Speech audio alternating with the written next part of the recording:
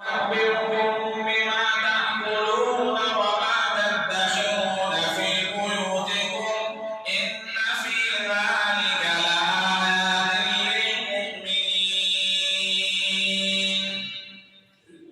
اور بتائیں گے کہ تم نے کیا کھایا ہے، انہوں نے دیکھا نہیں، مگر اے بنی اسرائیل تمہارے پیٹ میں کیا ہے یہ میں تمہیں بتاتا ہوں. وَمَا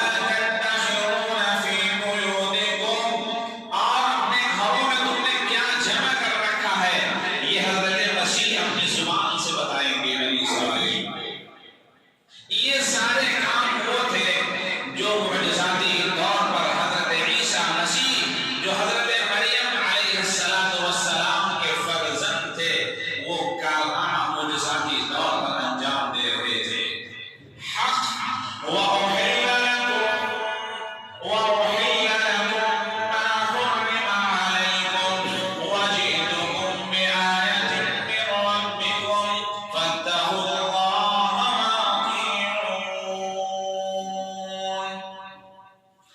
جن کو بنی اسرائیل نے اللہ کی حلال کردہ چیزوں کو حرام کر دیا تھا.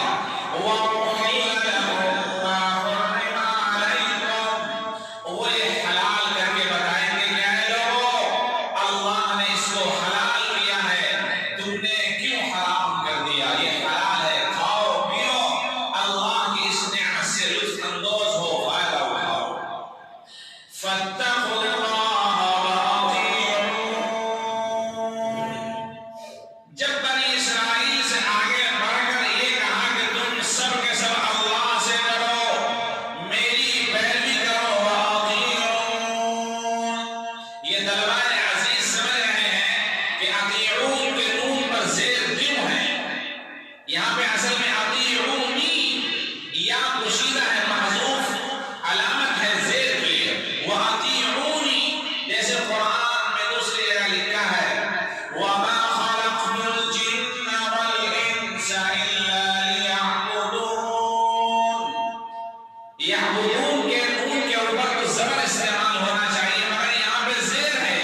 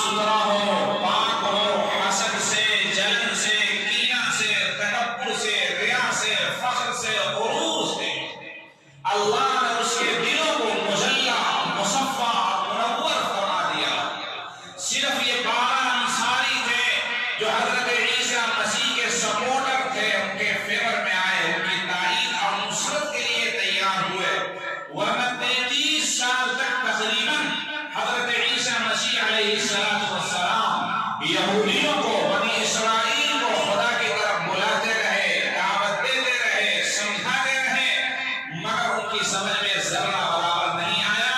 وَكَفَرَ الطَّائِفَةُ، اور انکار کر دیا حضرت عیسیٰ مسیح علیہ السلام کو. جب یہ معاملہ ہوا تو انصار سے انصار کو آپ میں آئیے.